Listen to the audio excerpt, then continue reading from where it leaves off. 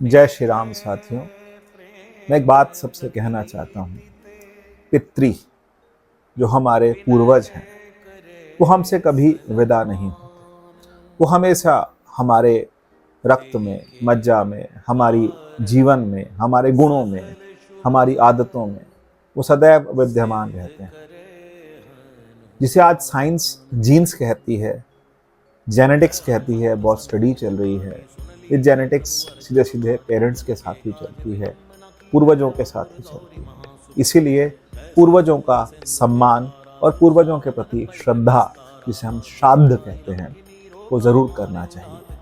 और यदि आपको नहीं पता तो एक अमावस्या का श्राद्ध जरूर किया जाए, बिकॉज उस जो अमावस्या का श्राद्ध है वो अमावस्या का दिन बना ही पितरों के लिए है। और ऐसा नहीं है कि जो कि पितृ अमावस्या या फिर श्राद्धों की अमावस्या आती है, ऐसा नहीं है। जो भी अमावस्या किसी भी महीने के अंदर आती है उस दिन पितरों के नाम पर कुछ ना कुछ दान, तर्पण, अर्पण करना चाहिए।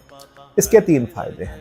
पहला कि आपको स्वयं तृप्ति होगी किसी को खिला के, जरूर अन्न का दान दें और किसी को खिला करके आपको खुद अच्छा लगेगा और आपसे एक पुण्य का काम होगा। दूसरी बात, आपकी श्रद्धा आपके पेरेंट्स के प्रति, आपके पूर्वजों के प्रति, आपके जो फोर फादर थे उनके प्रति जाएगी। और उससे बड़ी बात, सबसे मेन बात है कि आपके द्वारा एक पुण्य कर्म किया जाएगा, जो पुण्य कर्म आगे जो कि पितरों को समर्पित होगा। तो इस तरह से कभी आप देखें कि यदि बाजार में कोई नया फल आया है, कोई नई वस्तु आई है, तो यदि आप उसे ग्रहण कर रहे हैं, अपने घर लेकर के जा रहे हैं, तो जरूर किसी मांगने वाले को या कोई ऐसा जिसको आपको लगे कि इसको बहुत ज़्यादा ज़रूरत है, चाहे बाजार में कोई नया फल आए, कोई नई सब्जी आए, तो वो बना करके थोड़ा सा जरूर देना चाहिए।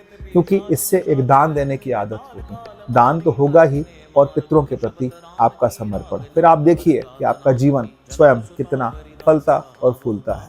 क्योंकि पितरों के प्रति यदि हम अपना श्रद्धा व्यक्त नहीं करेंगे तो फिर हमारा जीवन जो है वो धीरे धीरे मायूसी की तरफ चला जाएगा। क्योंकि पितृ जो हैं वो सबसे, जिसको हम बोलते हैं सबसे नज़दीक के देवता जो हैं वो पितृ हैं। और ऐसा है नहीं, ऐसा आप ये समझिए कि जो रामायण है, रामायण में भी जब तुलसीदास जी ने रामायण लिख रहे थे तो प्रारंभ की तो उन्होंने कहा कि प्रेत पितर गंधर्व कृपा करो अब सर्व।